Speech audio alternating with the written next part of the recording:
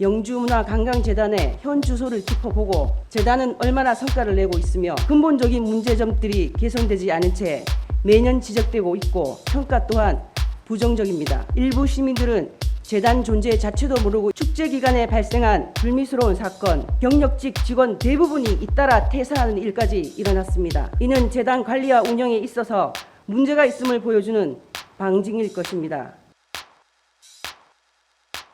안녕하십니까. 더불어민주당 비례대표 시의원 이서윤입니다.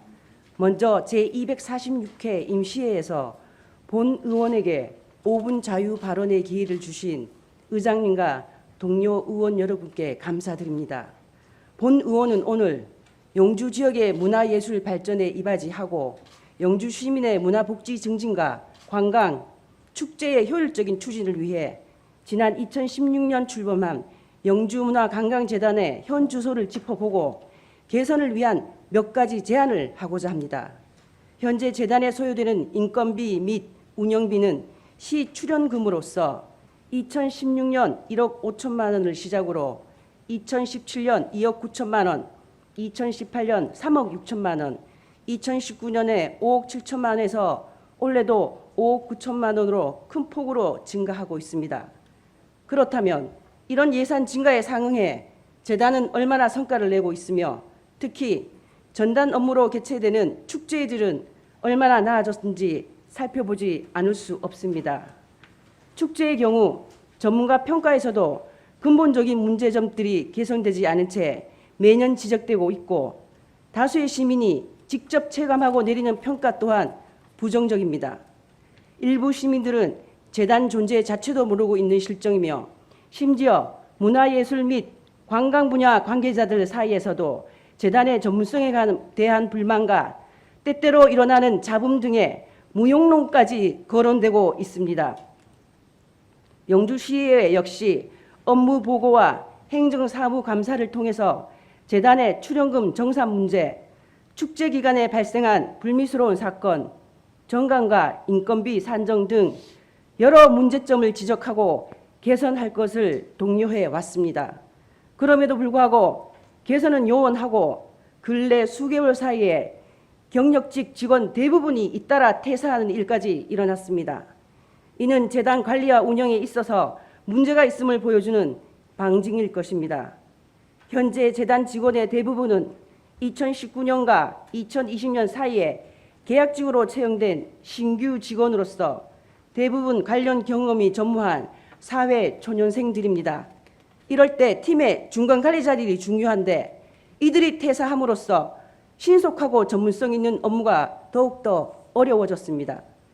재단은 이런 어려움을 해결하고 원활한 업무 추진을 위해 이 팀 10명에서 5명의 인력을 충원해 모두 3팀, 1TF팀 모두 15명 체제로 개편하겠다고 계획을 올려왔습니다.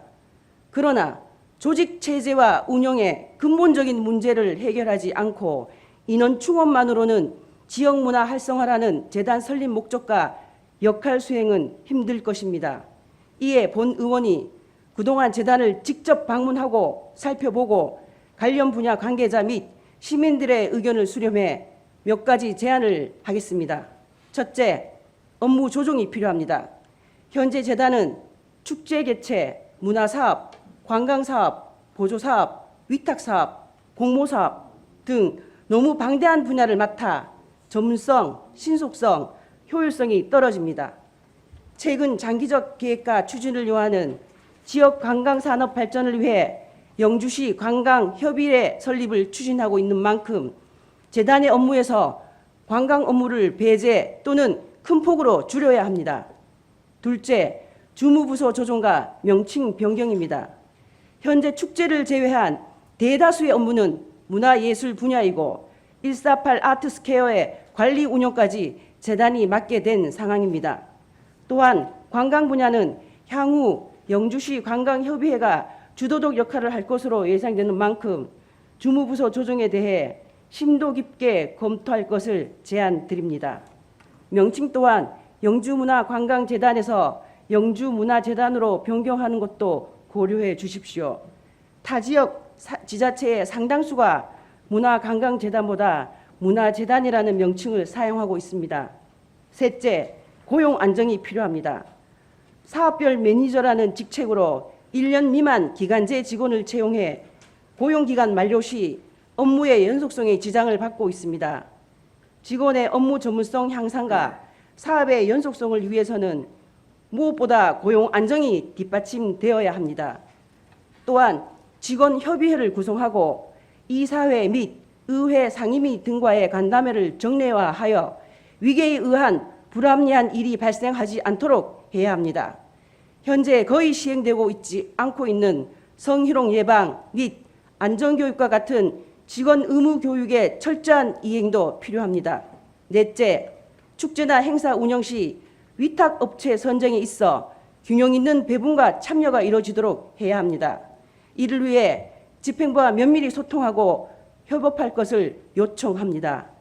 향후 148 아트스퀘어 관리 운영에 있어 최신 트렌드를 반영해 우리 지역에 맞는 다양한 사업을 발굴, 기획, 보급해야 합니다.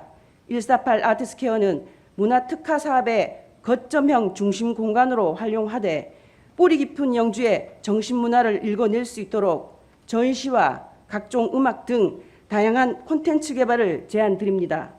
다섯째, 이사회, 사무국, 인사위원회, 집행부의 업무 분장을 좀 더 명확히 해야 합니다. 특히 이사의 역할이 중요합니다. 이사회는 재단의 업무 개입이 아니라 업무 및 사업 수행, 운영이 잘 될 수 있도록 뒷받침하는 것이 올바른 역할이 될 것입니다. 전문성 있는 조언은 하되 사무국의 사무 독립성을 보장하고 직원들의 어려움을 살피는 이사회가 되어주길 기대합니다. 여섯째, 영주문화관광재단은 시 출연 기관이므로 임직원은 정치적으로 철저하게 중립을 지켜야 합니다. 특정 정당에 편중한 행사에 참여하거나 선거운동에 개입하는 일이 있어서는 안 됩니다. 끝으로 지역의 문화예술 관계자, 시민들과 협력하여 지역의 문화 부흥과 발전을 이룰 마스터 플랜을 새롭게 짜야 합니다. 재단이 업무와 내부적 사안에 몰입돼 시민들의 목소리를 흘려듣고 반영하지 못한다면 결국에는 외면과 고립의 길을 갈 수밖에 없습니다. 소통과 협력을 통해 영주 시민의 사랑을 받고 개선을 통해 전문성 있는 기관으로 거듭나길 다시 한번 촉구합니다. 얼마 전 코로나 사태로 모두가 지쳐 있을 때 재단이 시행한 자동차 극장 프로그램에 저도 가족과 함께 참여해 좋은 추억을 만들었습니다.